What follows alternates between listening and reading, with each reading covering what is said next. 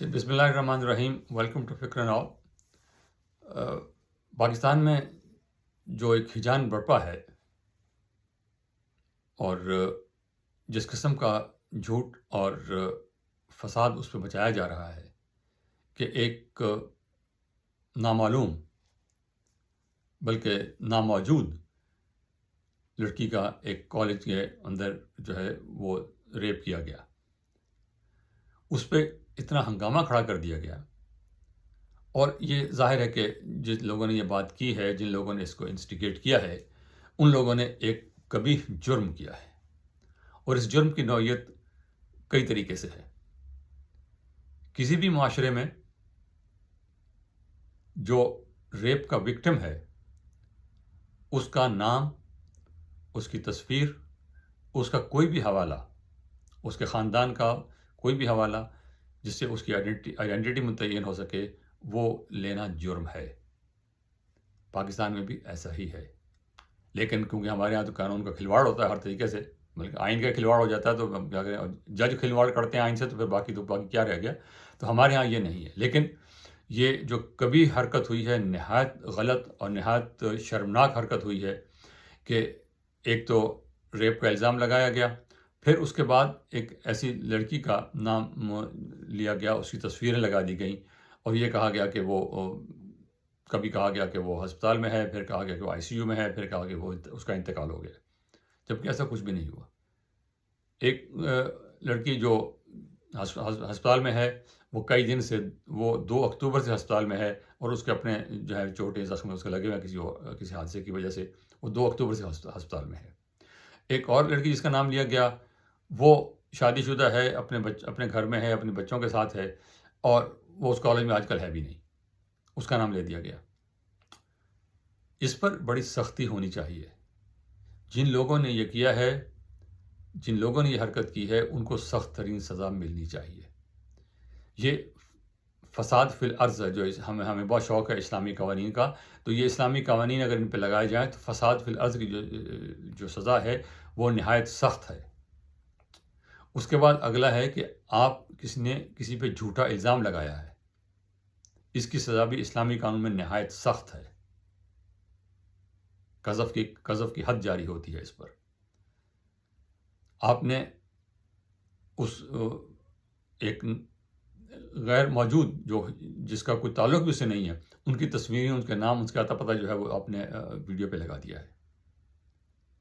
اور اچھے بھلے جو لوگ ہیں ہمارے، اور اس قدر ہجان برپا کیا گیا، اور پھر جو ہے بالکل یہ واضح تھا، پہلے چند لمحوں میں یہ واضح ہو گیا تھا کہ یہ ایک خاص پولیٹیکل جماعت جو ہے، جس کا پولیٹیکل نیریٹو بڑا اسٹرانگ ہے، یہ اس کی طرف سے ہے.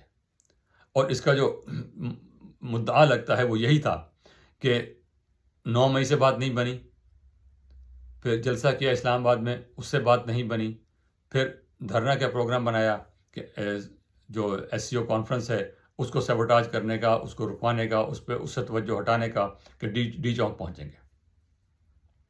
وہ نہیں بات بن سکی، آپ نہیں کر سکے. وہ انقلاب آپ لانے کے کچھ مسلسل ہر 8 دن کے بعد، ہفتے بعد آپ کو انقلاب آ جاتا ہے کہ انقلاب لانا ہے. وہ انقلاب اس طرح تو نہیں آتے. بہرحال یہ جو کوشش ہے، میرا ذاتی خیال یہ ہے کہ اسی کا حصہ ہے، اور اس میں وہ کامیاب رہے ہیں. کم سے کم 2-3 دن کامیاب رہے ہیں وہ لوگ. اور اس میں اس قدر ہجان انہیں برپا کیا، خاص طور پہ لاہور کے اندر، کہ جو ہے اچھا خاصا لا اینڈ آرڈر کا مسئلہ بن گیا وہ. تو اس پارٹی سے بھی درخواست ہے کہ خدا کے لیے اپنے آپ پہ رحم کرو. پاکستان پہ مت کرو، لوگوں پہ مت کرو، اپنے آپ پہ رحم کرو. آپ کا بیانیہ پٹتا جا رہا ہے، مسلسل پٹ رہا ہے. آپ ہر ریڈ لائن لگاتے ہیں، ہر ریڈ لائن کراس ہو جاتی ہے. جھوٹ پہ مبنی آپ ایک بیانیہ بناتے ہیں، وہ تھوڑے دن کے بعد ایکسپوز ہو جاتا ہے. تو اس لیے ان حرکتوں سے آپ باز آ جائیں. یہ آپ کے نقصان میں ہے. ملک کا جو نقصان ہے، معاشرے کا جو نقصان ہے، حکومت کو جو پرابلمز ہوتے ہیں، جو باقی جو ایک نئی نسل کو جو گمراہ کیا ہوا ہے، جس کو بتایا گیا ہے کہ یہ ایک شخص ہے، مسیحا ہے، بس یہ ہے، تو یہ غلط جھوٹ پھیلانا بند کر دیں. یہاں ان کے ایک امریکہ میں ان کے ایک ڈاکٹر صاحب ہیں، اسپن ڈاکٹر صاحب، وہ باقاعدہ ویڈیو پہ بتا رہے ہیں کہ خان صاحب کے ساتھ کس طرح جو ہے وہ تشدد کیا گیا. وہ باقاعدہ ہاتھ مار کے اپنے کانوں پہ دائیں بائیں تھپڑ مار کے بتا رہے ہیں کہ جو کانوں میں درد ہوتا ہے اور کانوں میں جو سائیں سائیں ہوتی ہے اس کی وجہ یہ ہے کہ کانوں پہ تھپڑ مارے جاتے ہیں. تو وہ یہ کہہ رہے ہیں کہ خان صاحب کو مارا گیا ہے. ایسا کچھ نہیں ہے بھائی. یہ خان صاحب ملک کے سابقہ وزیر اعظم ہے, سزا یافتہ ملک وہاں اس کے اندر ہے. کون جرت کر سکتا ہے؟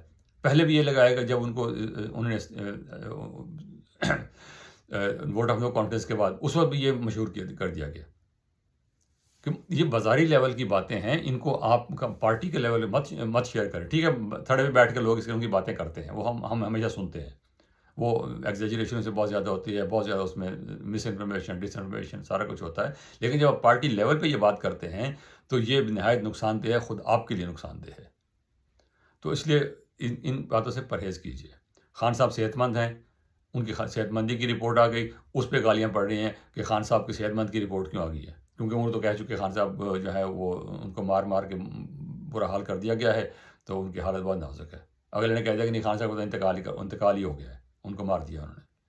اور وہ اگلے دن رپورٹ آ گئی خان صاحب جو ہیں وہ بالکل صحیح ہیں. اور ڈان میں رپورٹ یہ ہے کہ ڈاکٹر کو انہوں نے کہا کہ آپ لوگ کیوں آئے؟ میں نے تو کسی کو نہیں کہا کہ مجھے ایگزام کرنے آئیں, مجھے دیکھنے ہیں, مجھے تو کوئی ضرورت نہیں, میں تو ٹھیک ٹھاک ہوں.